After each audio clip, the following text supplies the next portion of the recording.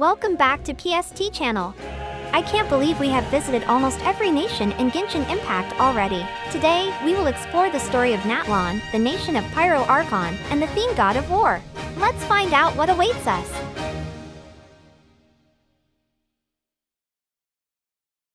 The traveler and Paimon bid farewell to their Fontaine companions, preparing to depart to Natlan, the nation of Pyro where humans and dragons coexist. Bon voyage! Upon arriving in Natlan, they explore its vibrant landscapes and meet Katchina, a young girl preparing for the pilgrimage, a test of strength and teamwork to defend against the abyss.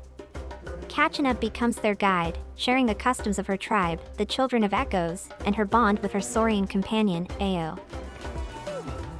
He's saying hello! I think he likes you! They also meet Chief Pekel, who first doubt their intentions but ultimately welcomes them after recognizing their reputation. As Katchina registers for the pilgrimage, they learn about Natlan's tribal structure and the significance of the ancient names, bestowed upon warriors who can face the abyss. Despite initial challenges, Katchina gains confidence through training and guidance.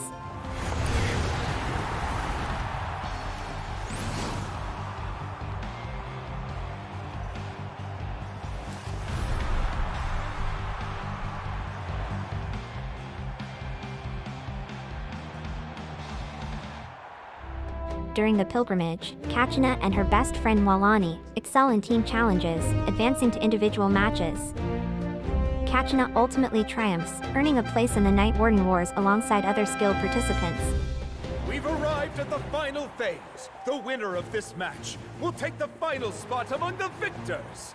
Give it up for a long-time contender and first-time finalist from the Children of Echoes, Katchina!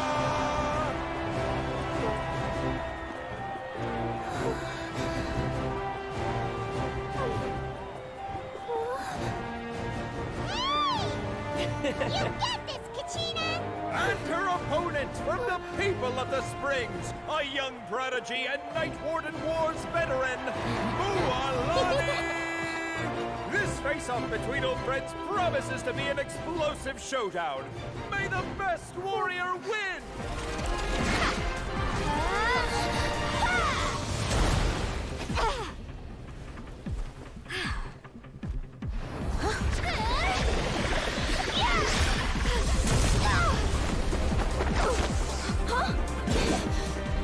I'm sorry!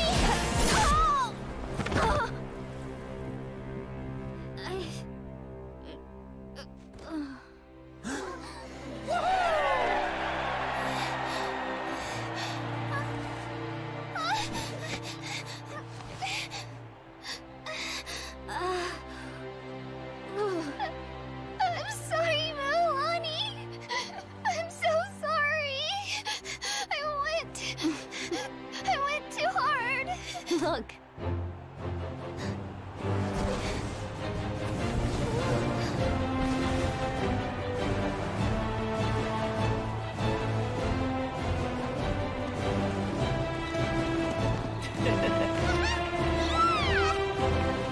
The winner is, from the Children of Echoes, Katchina!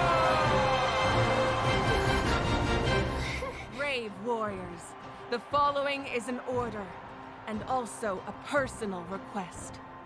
Go forth and crush the abyss! Seize victory and glory for Natlan! As you command. As you command. While Katchina prepares for the abyss battle, the traveler and Paimon explore Natlan with Walani, visiting her village and its famed hot springs. There, they meet Adia, a tribal elder deeply affected by abyssal contamination.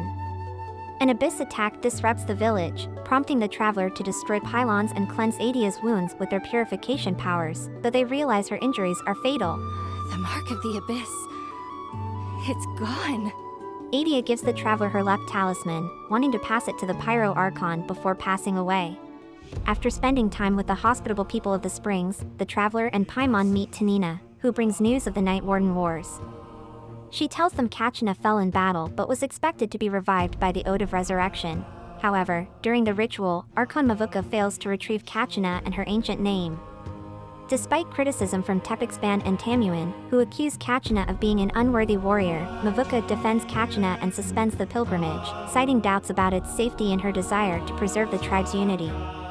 Mavuka theorizes that the Abyss may be undermining the pilgrimage's rules, threatening Natlan's sacred flame and the nation's stability. Walani, the Traveler, and Chaska then volunteer to rescue Katchina from the Night Kingdom. After the group leaves, Mavuka decides to sacrifice her power to keep the sacred flame burning.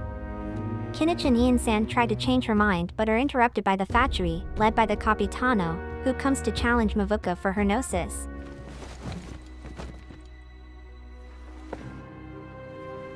The Archon of Natlan. A force to be reckoned with. The secret of the ley lines is no secret to me. Long have they been destined for ruin.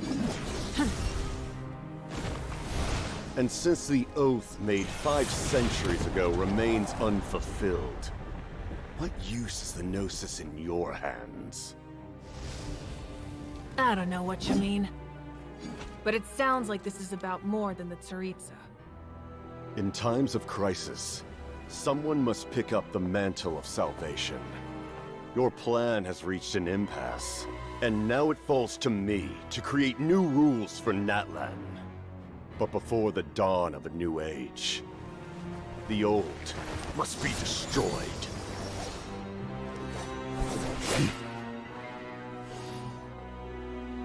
I assume that's the end of your speech? Good. People like us. Let our blades do the talking!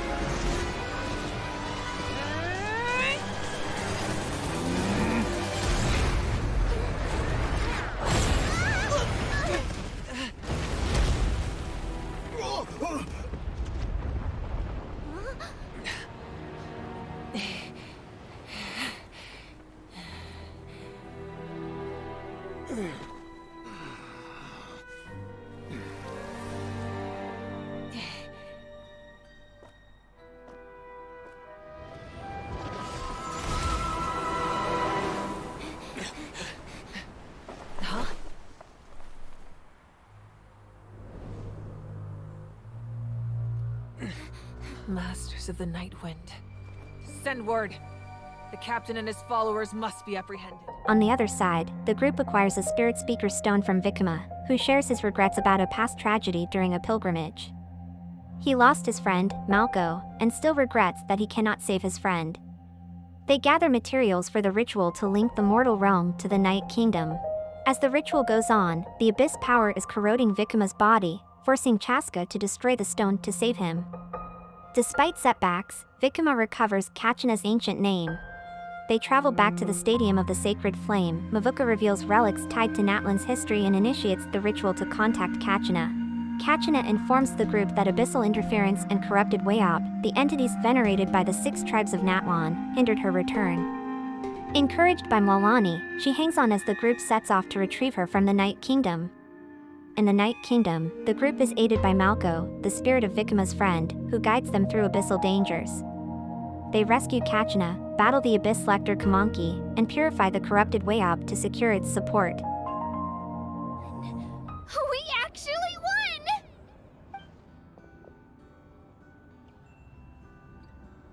My ancient name is glowing? But I thought I didn't bring it with me.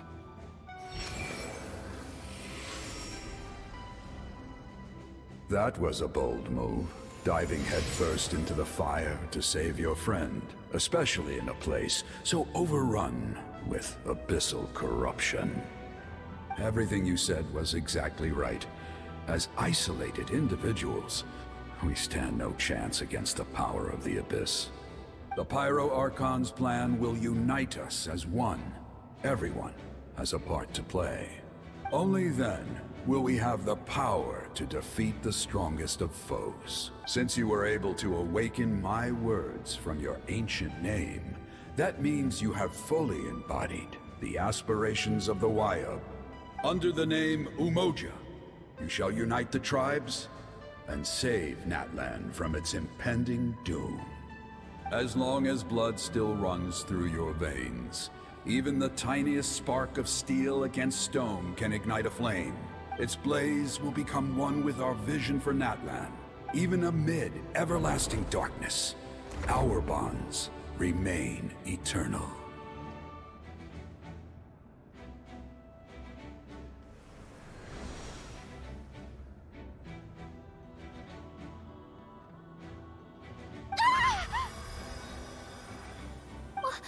What's wrong, Malani? So many memories. My brain was just flooded with everything he once knew. Mwalani also awakens her ancient name, Umoja. What do you mean? However, as they are escaping the Night Kingdom, an earthquake traps the group, but Mavuka's consciousness comes to save them, at the cost of burning her treasured relics for power.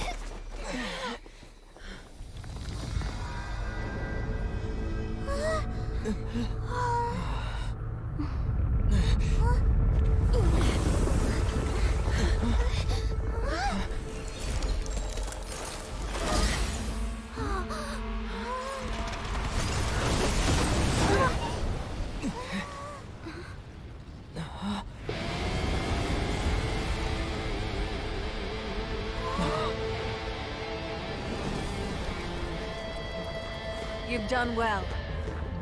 Now come home. Returning to the speaker's chamber, Mavuka explains the urgency of finding 2 more ancient name bearers to complete Natlan's defense against the Abyss. She urges patience and resilience as the tribes prepare for the coming trials. During a celebration at the Weary Inn, Mavuka offers to forge an ancient name for the traveler, who accepts, solidifying their bond with Natlan. Meanwhile, Capitano acknowledges Mavuka's strength and refrains from dishonorable actions, plotting his next move in the shadows. Days after, at the Adventurers Guild, Catherine explains that the Pyro Archon has tasked Scions of the Canopy and the Guild to counter the Abyss threat. Katchina introduces the Traveler and Paimon to Xilanin, who is forging an ancient name for them. To achieve this, Xilanin suggests gaining the acknowledgement of the 6th Wayub, with Seatlali's expertise guiding them. Despite initial tensions with Seatlali due to a broken spirit speaker stone, she agrees to help if they help her find Auroron, her student and so-called grandson. Tracking Auroron leads to encounters with Capitano, who reveals mistrust in Mavuka's plan to repel the Abyss, hinting at a risky backup involving the use of the Gnosis. Capitano argues that the Pyro Archon's strategy might fail and proposes his alternative plan, albeit at a steep cost. Auroron and Capitano share insights about Natlan's future, but Seatlali interrupts before more can be learned, accusing Auroron of collusion with the Fatui. After Auroron flees, Seatlali reveals Auroron's tragic history as an orphan used in failed Night Kingdom rituals, which shaped his insecurities. With Auroron's actions, saving Capitano and monitoring Fatui's activities, Capitano's aim to reconstruct Natlan's ley lines comes to light. The plan, similar to the Loom of Fate, risks erasing memories and rewriting history. Capitano defends his approach, believing it necessary to save Natlan from destruction. The Traveler and allies then gather intelligence on Capitano's true intentions. His plan to manipulate ley lines could stabilize Natlan at the cost of its cultural identity. The group delivers this revelation to Mavuka, who confirms the backup plan but insists on keeping it secret. Mavuka leads the effort against the Fatui and Abyss forces while grappling with Oraron's dangerous memories and Capitano's controversial plans. Capitano's goal of using the source mechanism to stabilize Natlan's ley lines sparks tension, as Mavuka opposes any action resembling the misuse of a gnosis. They disable the source mechanism to stop Capitano and Oraron while uncovering deeper truths about Oraron's soul and his connection to a heroic past, awakening the ancient name and making him the fifth hero to repel the Abyss. They discover the Fall of Katchina, Lords of the Night, an ancient entity tied to Natlan's ley lines and revealed to be the same race that Celes devolved from, explains the origins of the Night Kingdom. After that, Capitano reveals his past being a survivor of the fallen Kenria and eventually aligns with Mavuka's plan. I'm willing to fight by your side.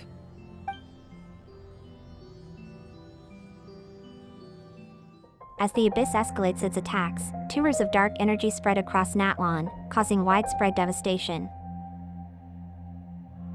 The Traveler and allies fight valiantly, uncovering Chaska's ancient name and solidifying her as the final hero. With the 6 heroes assembled, Mavuka uses her powers to repel the Abyss. A climactic ritual empowers Natlan's defenders, culminating in a decisive victory as Mavuka destroys the rift. The sky shatters into pieces, revealing the sight of an endless galaxy.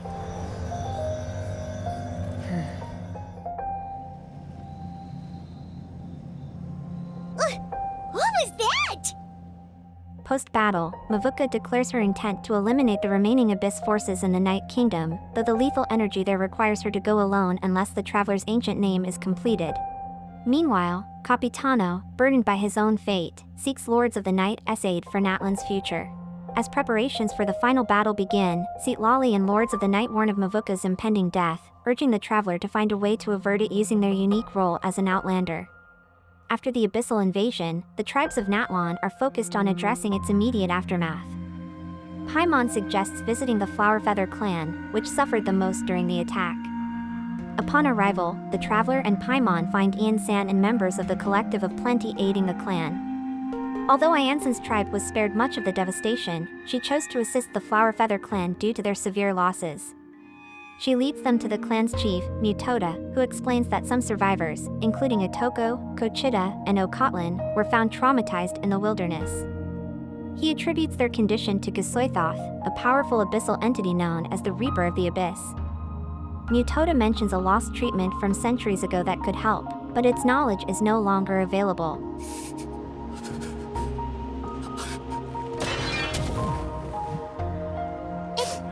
It didn't work? Traveler and Paimon try and console and cure people as much as they could. Everywhere!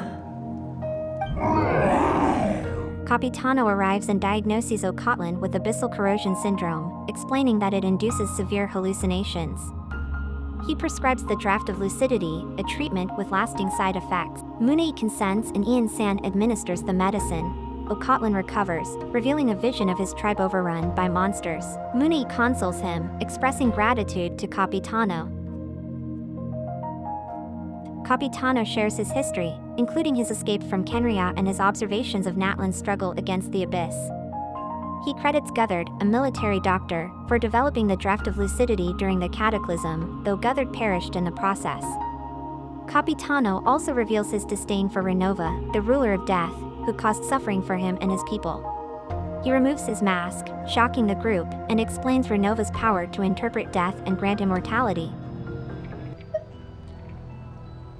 The ruler of death can freely define the form of death, or grant immortality to anyone she desires.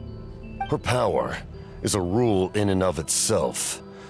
Faced with such an overwhelming level of power, it can feel hopeless to resist. He vows to continue his work until the souls of the land find peace. Ian San interrupts with news of a messenger from the Scions of the Canopy. The Traveler returns to the Stadium of Sacred Flame, where Mwalani, Kinich, Aja, Katchina, Citlali, and Oraron await. Chaska arrives, thanking the Traveler for aiding her tribe. Xilanin explains the next step in creating the Traveler's ancient name, recounting their deeds before the Pilgrim's Chronicle. Paimon is unexpectedly included in this process. Afterward, Xilanin returns the Chronicle, emphasizing its importance in forging the ancient name, which would mark a critical step toward ending the war. After some time passes, Mavuka calls for the Traveler, believing it is time for their ancient name to be ready. Paimon suggests resting at the Weary Inn first to be at their best. As the traveler sleeps, they find themselves in the mysterious Night Kingdom. On their journey, they encounter a wall of light with tormented souls trying to pass through. The traveler walks through the wall, feeling frozen as they do. Inside, they discover Capitano and Guthard, though neither notices the traveler.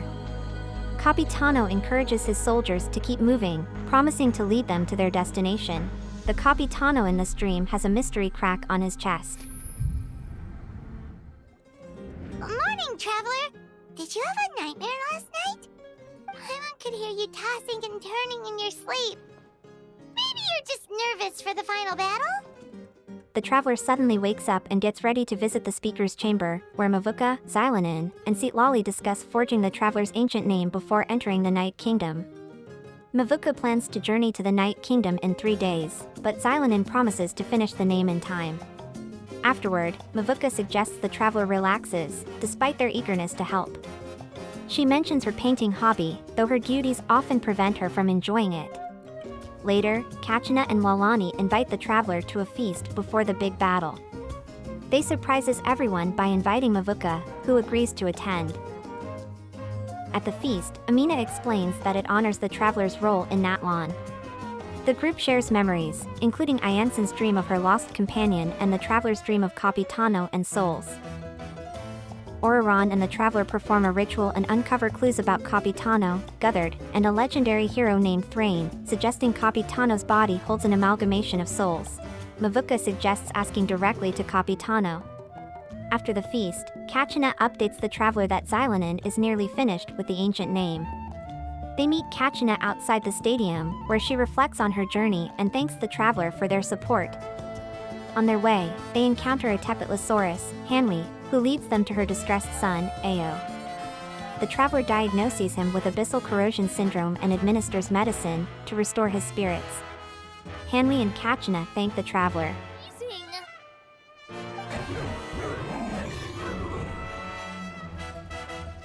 At Xylonin's workshop, Seatlali announces that Xylonin has successfully forged the traveler's ancient name, Tumani, meaning hope. They test it at the sulfurous veins, where it resonates strongly, attracting an unusual number of souls, and the group decides to help the lost souls. They meet Vikima, the one who helped them when they were rescuing Katchina, who died as a hero but was rejected by the Night Kingdom. Seatlali sends him there, fulfilling his wish. After that, the traveler shares their dream, and Seatlali is intrigued how can there be any people from Kenria in the Night Kingdom. The group decides to investigate this later. Xylonin instructs the traveler to present their ancient name to Mavuka at the stadium, where she will explain its meaning to the people. At the stadium, the traveler is warmly greeted by the Natlanese. Standing at the center, they reveal their ancient name, surprising the crowd. Mavuka invites them forward and announces that the name signifies the end of the war. This glory is one we share! It belongs to all of Natlan! For Natlan! For Natlan! We will claim victory! In Natlan, no one fights alone! No one fights alone! She then gives a rousing speech, teleporting herself and the traveler into the Night Kingdom to confront the Abyss.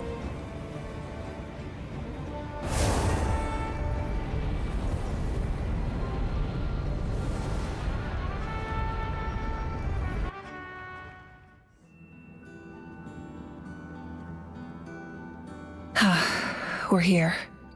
I'm sure you're familiar with the site of the Night Kingdom by now. They arrive at a pit stop, where they meet chiefs and friends from the tribes who wish them luck. Mavuka explains they must split up. She will destroy the enemy's core, while the traveler heads to the lair. Before leaving, Paimon reassures the traveler of her support with her cherry from afar. Malika already left, so you should get moving. Oh, and Paimon should stop distracting you. Paimon still remembers her promise. She's gonna cheer you on with all her might! Paimon's not some kid who's afraid of the dark. She's gonna be brave this time, so don't you worry! You're not in this alone. We'll be with you in spirit the whole time! Mavuka ventures ahead, and the traveler battles a cryo-aligned herald before Mavuka reunites with her sister Hine at last, due to the past, present, and future being merged here. Hina made her final encouragement to Mavuka before sending off. Meanwhile, the traveler encounters a pylon guarded by rift wolves. A group of Natlanese led by Adia arrives to help destroy it. Adia declines an offer to reconnect with Walani through the square, content with their dream meeting. Adia stays behind to protect the square from corrosion, ensuring the abyss won't return to Natlan. As the traveler presses forward, they encounter suffocating fog. A barrier, maintained by Malko and Vikima, guides them safely through the terrain. Later, during a fight with Tenebrous Mimesis, Bona and Kokuik join the traveler and Vikima. When a stronger enemy appears, Guthard arrives, aiding in its defeat. Guthard explains he was created by the Masters of the Night Wind to manifest in this realm. The spirits reach their limit due to the ley lines but encourage the traveler to continue for the sake of all people.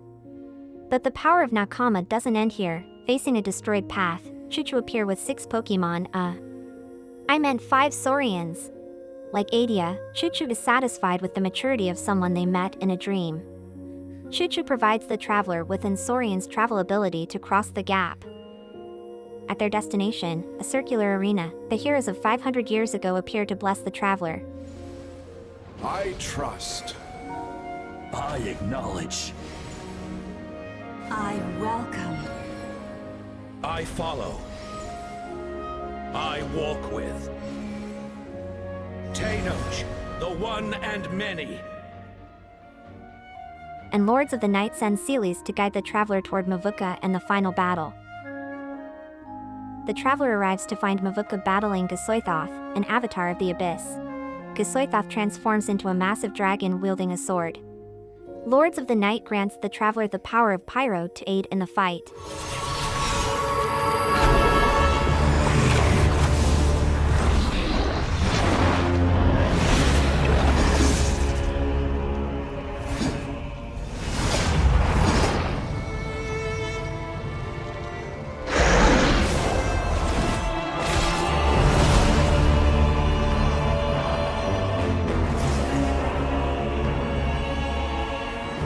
You who traverse the stars, fear not.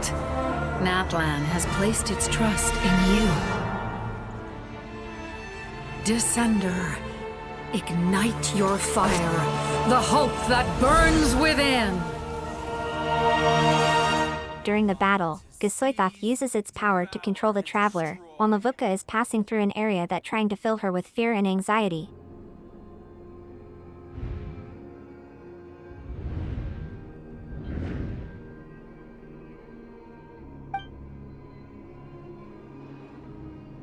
Mavuka stands firm, declaring her destiny is to end the war.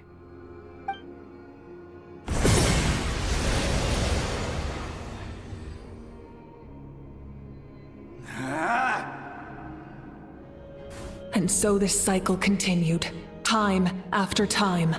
Meanwhile, back in Teyvat, the sacred flame extinguishes, shocking everyone. Katchina rallies the crowd, reigniting their hope and determination. No, it can't be.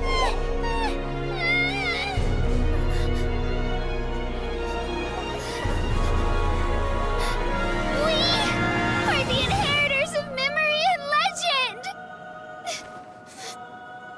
Those who grew alongside sun and wind.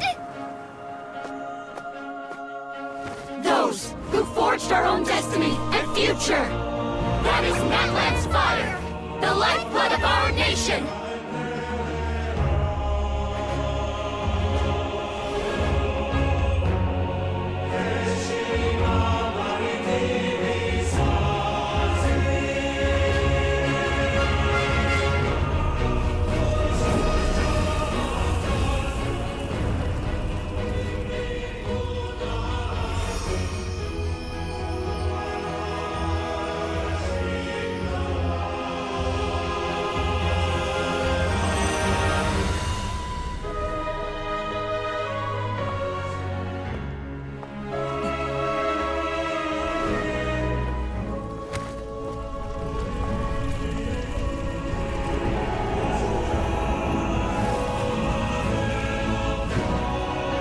We won't give up hope.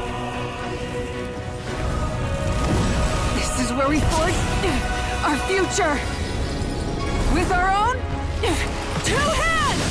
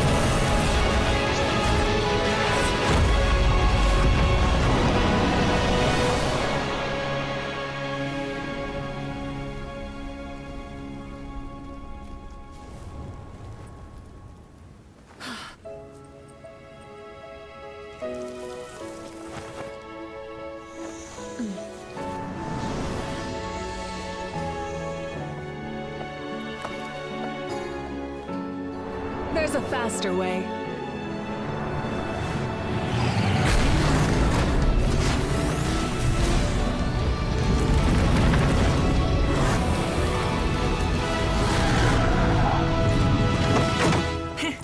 Hop on!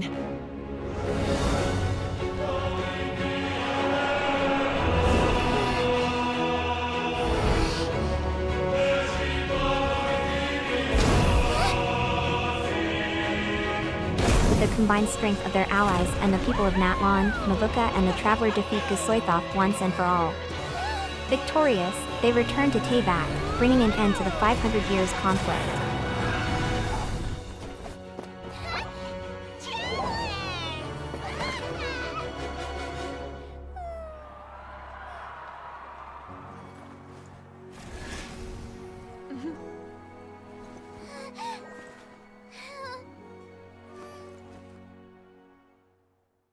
Mavuka holds a grand ceremony to honor the Traveler's heroic deeds in saving Natlan.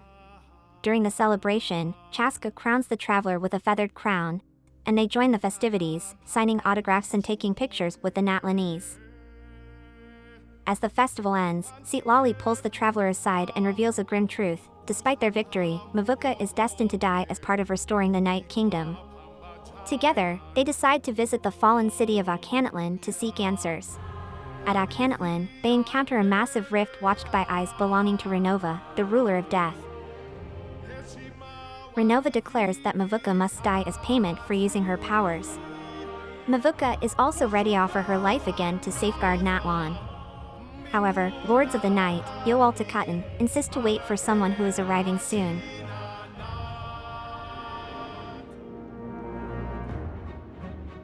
Thank you for showing me the way. The captain? You created this new future, and you deserve to guide its direction. Your life should not end here. Oraran and Capitano arrive, with Capitano proposing a solution. He reveals that his modified heart has absorbed countless souls over the years, and by merging his life force with Lords of the Night, he can bring peace to the souls while preventing her death. After all, it's because of her that I bear the curse of immortality, the curse of absolute life. Then, bear witness to my resolve and hatred. The people of Khaenri'ah committed grave sins, and for that, we were cursed to suffer endless physical torment, cursed to witness the demise of everything we held dear. But most of us were innocent. Most of us knew nothing of the Five Sinners' exploitation of abyssal power, myself included. If I sacrifice my life for the Lord of the Night, you get the death you desire. But at the same time, the curse of immortality would negate the very death you seek. Left unresolved, that paradox could uproot the natural order of this world. Even you, great ruler of death, lack the capacity to bear the consequences of that outcome. Your curse is now the tool with which I will overturn the oppression of the gods. This is my challenge to you. Forsake one of your rules. The choice is yours. Your new heart has limitless potential, and you have wielded it with bravery and honor. I grant you the title of Sentinel Knight. Like the four pillars of strength, you will continue to safeguard the glory of Khaenri'ah. The glory of Khaenri'ah. Our land, our dignity, and every comrade who fights alongside us. The Night Kingdom is almost destroyed. Our fallen soldiers, your comrades, they have nowhere to go. Huh? What are you doing? Are you taking all their souls with you? You're just an ordinary person. Tano seeks revenge on Renova for cursing the Khaenri'ahns, many of whom were innocent and not have anything to do with the five sinners who exploit abyss power. His paradoxical immortality forces Renova to either break her rules or uphold the curse. To explain this, Lords of the Night and the Flame of Natlan will extinguish sooner or later. Mavuka and Capitano can use their life as fuel to rekindle the flame, which is the death Renova seek. Mavuka life would only give Lords of the Night temporary power to restore the ley line. But Capitano, on the other hand, will give Lords of the Night permanent power to restore the ley line, because he can't die. Renova could make the choice to uplift the curse and let him die so that she can continue to see death sacrifice every now and then. However, Renova chose to let the curse continue. This means Capitano has endless life fuel to feed Lords of the Night.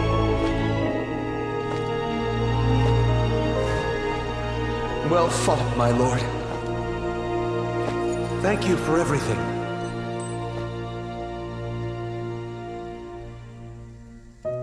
This time, let's go together. Yes. Let's go together.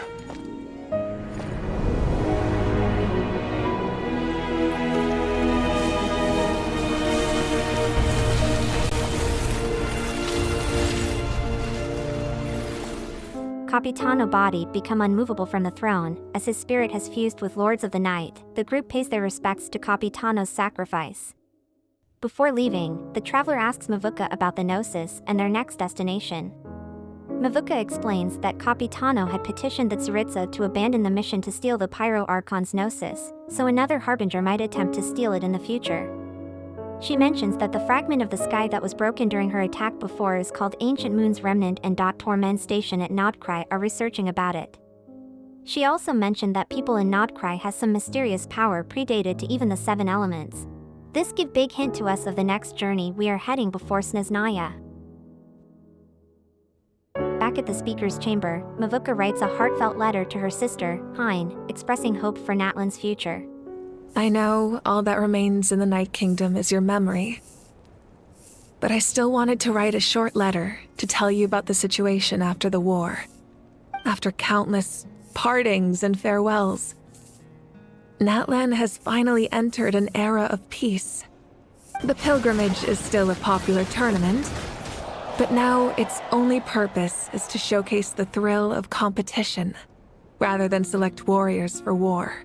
With the restoration of the Night Kingdom, our people are now free to leave our borders, and many have set their sights on the wonders of Tibet. I'm sure many exciting and eye-opening adventures await them. And although our battle scars will fade, the stories of our heroes will never be forgotten. When a new you returns to this land one day, I know you'll recognize the significance of this war and all we lost. The land we love has not been destroyed, but grows stronger by the day. I will forever be grateful that I got to see you again. And when the flames deliver this letter to you, I hope you know how much I miss you. I actually got the chance to finish this painting. And not a moment too soon. It's time to bid farewell to all the fallen.